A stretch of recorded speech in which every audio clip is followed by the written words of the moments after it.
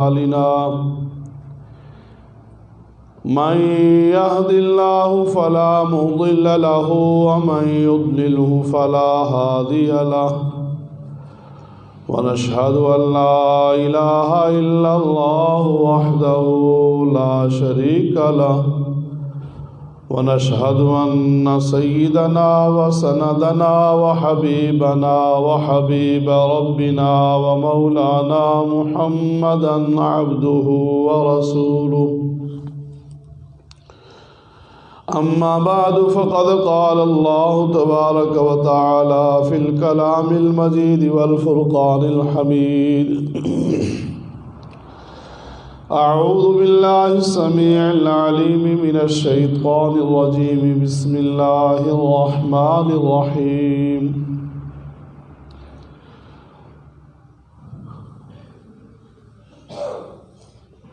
وإذ قال إبراهيم رب أرني كيف تحيي الموتى قال أولم تؤمن قال بلى ولكن ليطمئن قلبي قال فخذ أربعة من الطير فصرهن إليك ثم اجعل على كل جبل منهن جزءا ثم ادعهن يأتينك سعيا واعلم أن الله عزيز حكيم آمنت بالله صدق الله مولانا العظيم وبلغنا رسوله النبي الكريم الأمين الرؤوف الرحيم قال الله تعالى في شان حبيبه مخبرا وآمرا إن الله وملائكته يصلون على النبي يا أيها الذين آمنوا صلوا عليه وسلموا تسليما اللهم صل على سيدنا ومولانا محمد وعلى آل سيدنا وأصحاب سيدنا ومولانا محمد وبارك وسلم بابا جی بلند مل کر پڑھیے الصلاۃ والسلام علیک یا رسول اللہ الصلاۃ والسلام علیک یا حبیب اللہ الصلاۃ والسلام علیک یا رحمۃ للعالمین وعلى آلک واصحابک یا شفیع المذنبین۔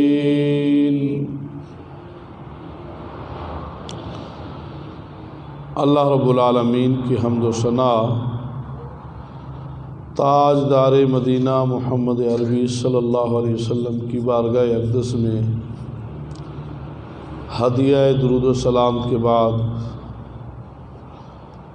میرے نہایت ہی واجب الاحترام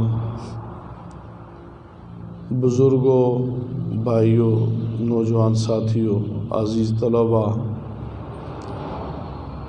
اللہ کا لاکھ لاکھ شکر ہے مالک کائنات نے ہمیں جمعۃ المبارک کی ان بابرکت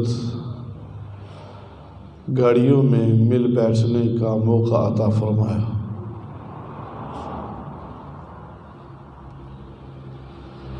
قرآن مجید فرقان حمید کی جس آیہ مبارکہ کو میں نے آپ حضرات کے سامنے تلاوت کرنے کا شرف حاصل کیا ہے، اس آیت مقدسہ میں اللہ رب العالمین حضرت سیدنا ابراہیم علی نبینا علیہ الصلاۃ والسلام کا تذکرہ خیر فرما رہے ہیں۔ سبحان اللہ۔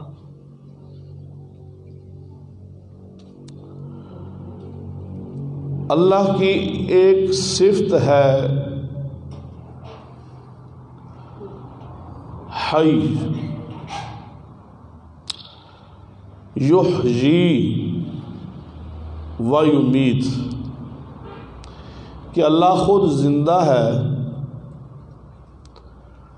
اور زندگی بھی وہی عطا کرتا ہے اور موت بھی وہی عطا کرتا ہے۔ تو حضرت سیدنا ابراہیم علی نبینا علیہ الصلاۃ والسلام نے رب کی بارگاہ میں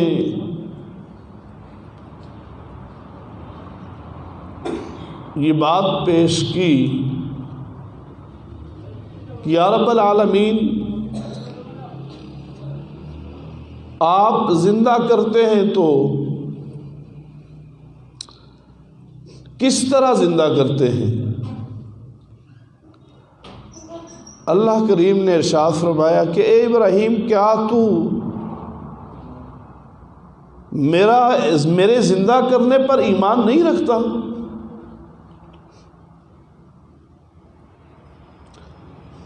جیسا کہ اسلام کا یہ نظریہ ہے، فکر ہے،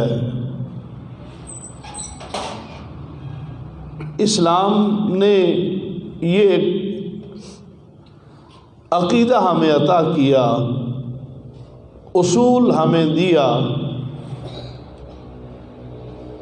کہ اس مرنے کے بعد جب انسان فوت ہوتا ہے، اس دنیا کو چھوڑ کے جاتا ہے، اس دنیا کو چھوڑ کر جانے کے بعد عالم برزخ میں جب پہنچتا ہے تو ایک وقت آئے گا ہم قبروں سے انسانوں کو زندہ کریں گے۔ یہ اسلام کا نظریہ ہے۔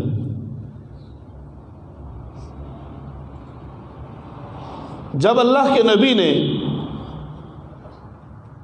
صحابہ کرام رضوان اللہ تعالی علیہم اجمعین نے کفار مکہ کے سامنے اس نظریے کو رکھا کہ ہم دنیا میں تو عارضی طور پہ آئے ہیں، ہمارا ٹھکانہ یہ دنیا نہیں ہے، یہ تو ہمارا عارضی مسکن ہے، تھوڑے وقت کے لیے یہاں پہ ہم نے رکنا ہے، ہماری منزل تو آگے ہے۔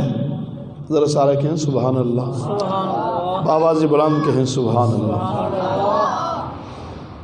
مسلمان کی یہ عارضی منزل ہے جس میں وہ اپنی زندگی کے لمحات گزار رہا ہے۔ جیسا ریلوے میں سفر کرنے والا مسافر تھوڑے وقت کے لیے کسی اسٹیشن پر 5 منٹ 10 منٹ 1 گھنٹہ آدھا گھنٹہ رکتا ہے،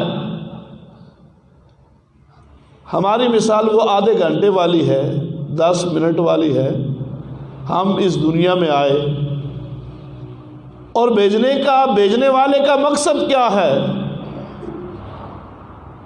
وہ یہ دیکھنا چاہتا ہے کہ یہ دنیا میں آئے ہیں، انہوں نے کتنی میری مرضی پہ چلنا ہے اور کتنی اپنی مرضی پہ چلنا ہے، اپنی مرضی کے اوپر کس انداز میں چلیں گے اور میری مرضی پہ کس انداز میں چلیں گے۔ ذرا سارے کہنا سبحان اللہ۔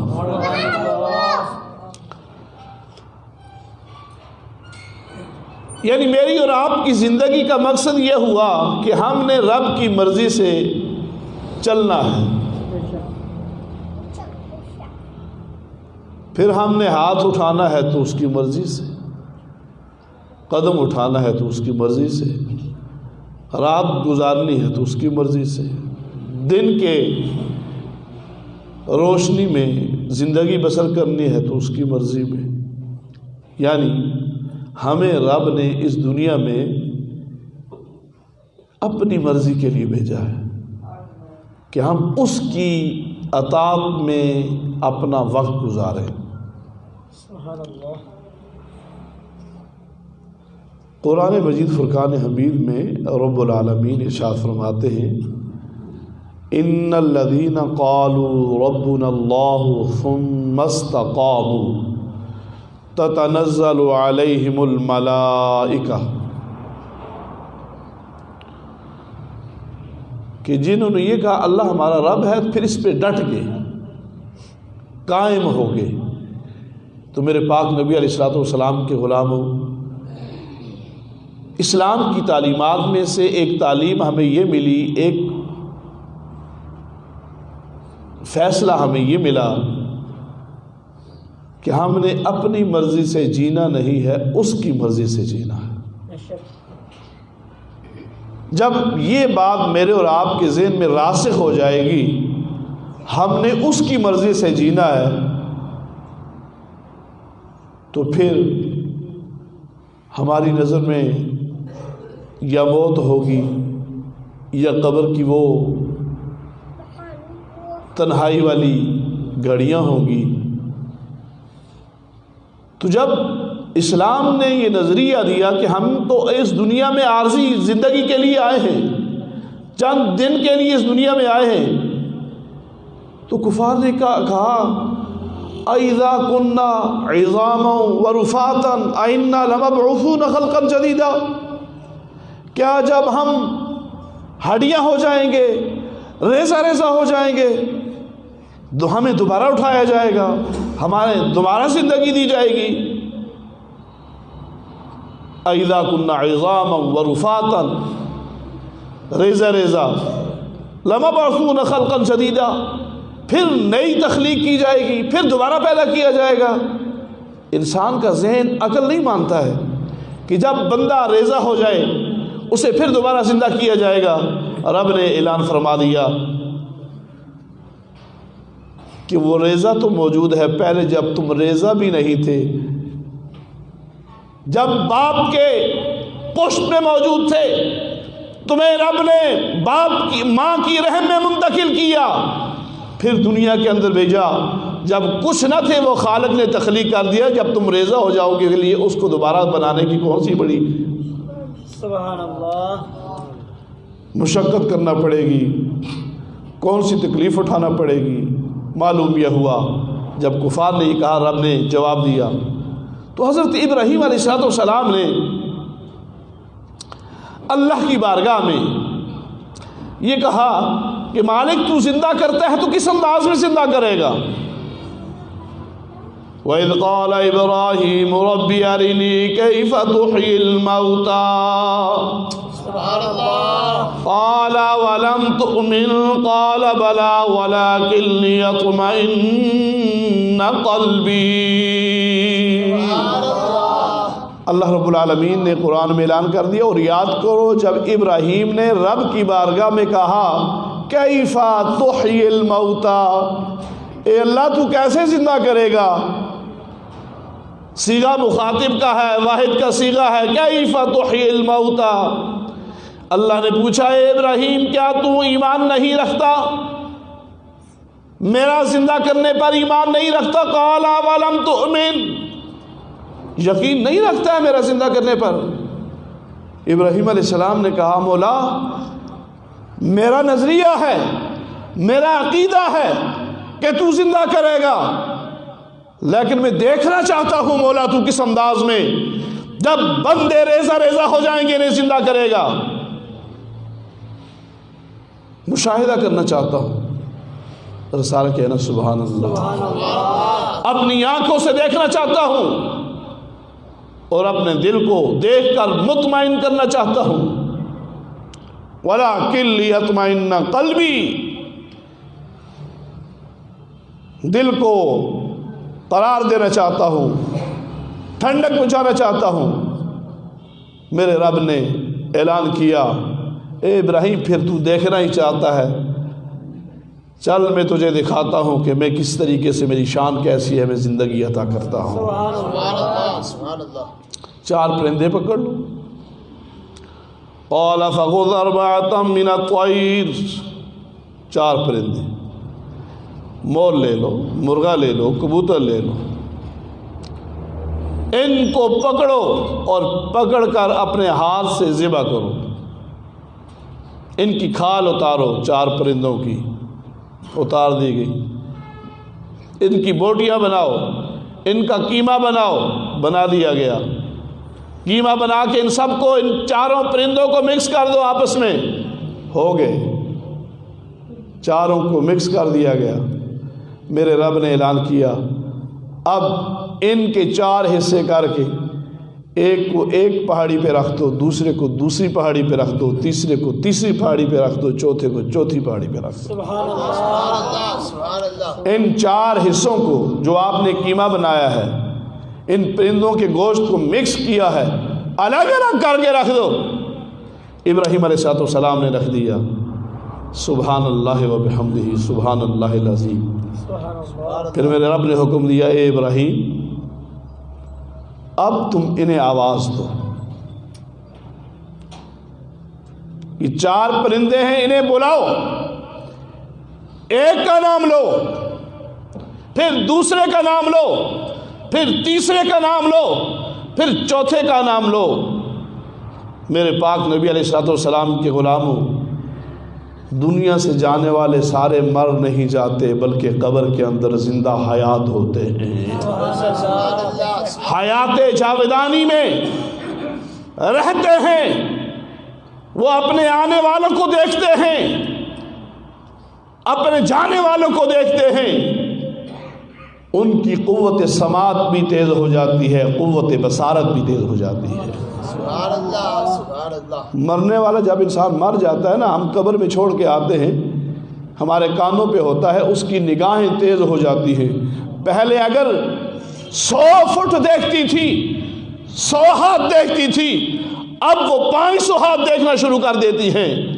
اگر وہ سماعت صرف تھوڑے وقت کے لیے تھی، 100 فٹ تک سن سکتا تھا، اس کی سماعت بڑھا دی جاتی ہے، یہاں تک کہ وہ اگر پٹھواری بولتا ہے، پشتو بولتا ہے، انگلش بولتا ہے، وہ مرنے کے ساتھ ہی عربی بولنے لگ جاتا ہے، سبحان اللہ سبحان اللہ۔ عربی بولنے بھی لگ جاتا ہے، عربی سمجھنے بھی لگ جاتا ہے، عربی میں گفتگو کرنے لگ جاتا ہے۔ میرے پاک نبی علیہ السلام ارشاد فرماتے ہیں، بخاری شریف کی حدیث ہے کہ جب انسان اپنے مرنے والے کو دفنانے کے بعد واپس پلٹ کے آتا ہے، میں اور آپ اپنے جوتوں کی آواز نہیں سن سکتے، قدموں کی آہٹ کو نہیں سنتے، لیکن مرنے والا منو مٹی نیچے کے ہے، وہ میرے اور آپ کے قدموں کی آہٹ کو سنتا ہے، سبحان اللہ۔ اور سن کر کہتا ہے، اے میرے فلاں عزیز، اے میرے فلاں رشتہ دار، تو کہاں جا رہا ہے؟ تھوڑی دیر کے لیے یہاں رک جا کہ میں تجھ سے انس حاصل کر لوں۔ تو میرے پاس بیٹھے گا، میری تنہائی ختم ہو جائے گی۔ لیکن ہمارے ہاں کیا ہوتا ہے؟ وقت ہو یا افسا پھر دسی چھوڑے۔ ہمارے ہاں کیا ہوتا ہے؟ ہم جو ہی مٹی ڈالتے ہیں، پھول ڈالتے ہیں، دعا مانگتے ہیں، گھر کی طرف جانے کی کوشش کرتے ہیں۔ نہیں، اس مرنے والے کے پاس بیٹھنا چاہیے، اس کی قبر کے اوپر، قبر کے سرہانے پہ بیٹھ کر اللہ کا ذکر کرنا چاہیے۔ میرے اور آپ کے بیٹھنے سے وہ انس حاصل کرتا ہے۔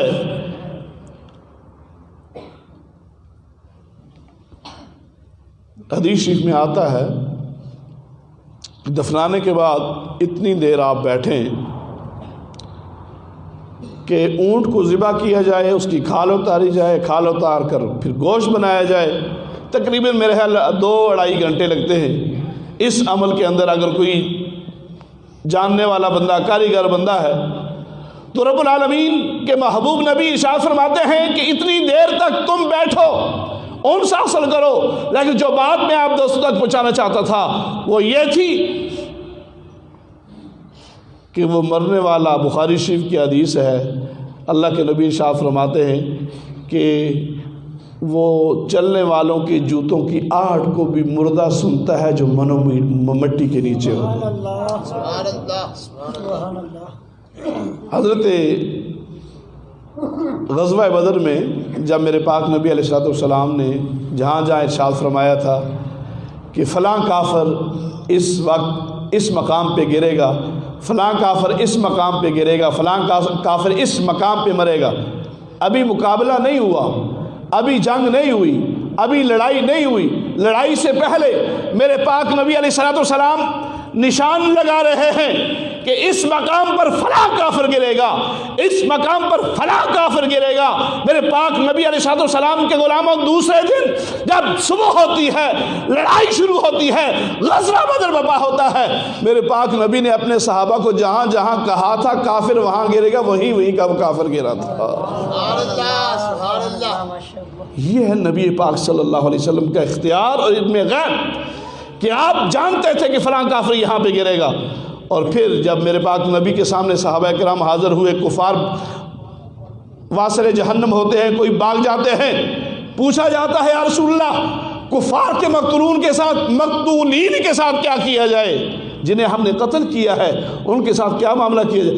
میرے پاک نبی فرمایا نے کنویں میں ڈال دو، بدر کے کنویں میں ڈال دیا گیا، اور پھر اس کنویں پر کھڑے ہو کر میرے پاک نبی ان سے مخاطب ہوتے ہیں۔ ذرا سارے کہنا سبحان اللہ۔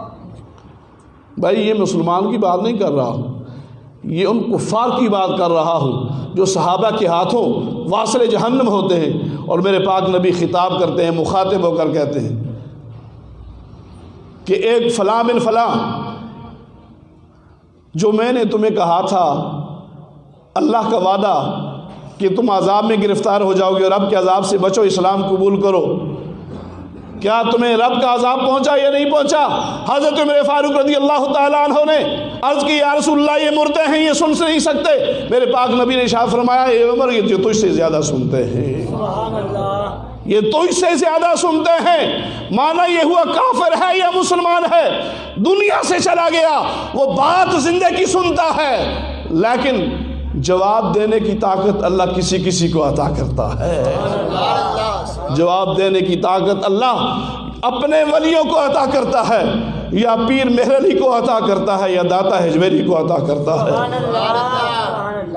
یا میرے اور آپ کے پاک نبی کو عطا کرتا ہے۔ سبحان اللہ۔ یہ شان، یہ طاقت وہی دیتا ہے۔ میں اور آپ جاتے ہیں قبرستان میں، سلام کرتے ہیں السلام علیکم یا اہل القبور، مسلم شریف کی حدیث ہے، اے قبروں والوں تمہیں سلامتی ہو، سلام کرتے ہیں۔ زندہ جب سلام کرتا ہے سلام دینا سنت ہے، جواب دینا واجب ہو جاتا ہے، جواب دینا ضروری ہو جاتا ہے، لیکن مردوں کا سلام میں اور آپ نہیں سن سکتے، مردوں کی کلام میں اور آپ نہیں سن سکتے۔ ہاں یہ چلنے والے چوپائے سنتے ہیں، یہ اڑنے والے پرندے سنتے ہیں۔ میرے پاک نبی علیہ السلام کی غلامی، اسی لیے اسے عالم برزخ کہا جاتا ہے۔ بعض اوقات افعال واقعات دکھا دیے جاتے ہیں، اور وہ بھی مسلمانوں کے ساتھ دکھا دیے جاتے ہیں۔ کسی قبر میں عذاب ہو رہا ہے، یا کسی قبر کے اندر سیب کی خوشبو آ رہی ہے، یا کسی قبر کے اندر خوشبو کے حلے جو ہے وہ نظر آ رہے ہیں، یا کوئی صحیح سلامت انسان باہر مسلمانوں کے اندر نکال دیا جاتا ہے، جیسا کہ دو صحابہ کرام رضوان اللہ تعالیٰ علیہم اجمعین 1300 سال بعد انہیں نکالا جاتا ہے، لیکن وہ اس طرح تر و تازہ ہوتے ہیں جس طرح ابھی بندہ اس دنیا سے گیا ہے۔ تو میں عرض کر رہا تھا میرے پاک نبی علیہ السلام کے غلاموں اپنی بات کی طرف پلٹتے ہوئے کہ ابراہیم علیہ السلام نے یہ کہا کہ میں دیکھنا چاہتا ہوں کہ مولا تو مردوں کو کیسے زندہ کرتا ہے، کیسے وہ زندہ ہوتے ہیں۔ حضرت ابراہیم علیہ السلام نے آواز لگائی، یہ مرغے میرے پاس آ جا، ایک کبوتر میرے پاس آ جا۔ کوئی ریزے یہاں سے اٹھتے ہیں، کوئی ریزے وہاں سے اٹھتے ہیں، کوئی چوتھے کونے سے اٹھتے ہیں، کوئی تیسرے کونے سے اٹھتے ہیں۔ وہ زندہ پرندہ مرغا سامنے ابراہیم علیہ السلام کے پاس حاضر ہو جاتا ہے، اس کے بعد مور حاضر ہو جاتا ہے، کبوتر حاضر ہو جاتا ہے، آواز لگاتے ہیں۔ پتہ یہ چلا اگر مردہ ہو تو اسے آواز لگائی جائے، قرآن اسے شرک نہیں کہتا، عین توحید کہتا ہے۔ وہ مرغا مر گیا تھا، وہ کبوتر مر گیا تھا، لیکن ابراہیم علیہ السلام نے اسے آواز دی، بلایا، رب کے حکم سے آواز دی۔ تو معنی یہ ہوا کہ اگر کوئی بندہ اس دنیا کو چھوڑ کے چلا جائے تو یا عمر کہہ کے پکار دے، یا یونس کہہ کے پکار دے، وہ کہنے پکارنے سے کوئی لازم نہیں آتا۔ میرے پاک نبی علیہ السلام کے غلام پکار حضرت ابراہیم کی تھی، ان پرندوں تک آواز کو پہنچانا میرے رب کا کام تھا، پھر ان مردوں کو زندہ کرنا میرے رب کا کام تھا۔ وہ پرندے زندہ ہو کے سامنے آ جاتے ہیں، وَلَكِنْ لِيَطْمَئِنَّ قَلْبِي قال فخذ أربعة من الطير فصرهن إليك ثم جعل على كل جبل منهن جزءا ثم ادعوهن يأتينك سعيا۔ اللہ اکبر۔ جب ابراہیم علیہ السلام نے آواز دی وہ دوڑتے ہوئے ابراہیم علیہ السلام کے پاس حاضر ہو گئے۔ تو اس سے معلوم یہ ہوا مرنا فنا کا نام نہیں ہے بلکہ دنیا سے منتقل ہونے کا نام ہے، وصال وصل سے ہے۔ معنی یہ کہ دنیا سے چھوڑ کر عالم برزخ کی طرف ملتا ہے۔ تو پھر ایک دن ایسا آئے گا کہ حضرت اسرافیل سور پھونکیں گے، آواز بڑھتی جائے گی، لوگ قبروں سے اٹھنا شروع ہو جائیں گے۔ سب سے پہلے قبروں سے اگر کوئی اٹھے گا تو آمنہ کا لال اٹھے گا، ان کے ساتھ حضرت ابوبکر صدیق کی ذات اقدس ہوں گی، حضرت عمر کی ذات ہوں گی۔ اس کے بعد پھر کون اٹھے گا؟ جنت البقیع کے مدفون اٹھیں گے۔ پھر اس کے بعد کون اٹھے گا؟ جنت المعلی مکہ شریف کے مردے اٹھیں گے۔ پھر پوری دنیا کے روئے زمین کے مردے اٹھ کر میدان محشر میں چلے جائیں گے۔ یہ ہے اسلام کا نظریہ۔ اللہ ہمیں حضور کی غلامی عطا فرمائے۔ وآخر دعوانا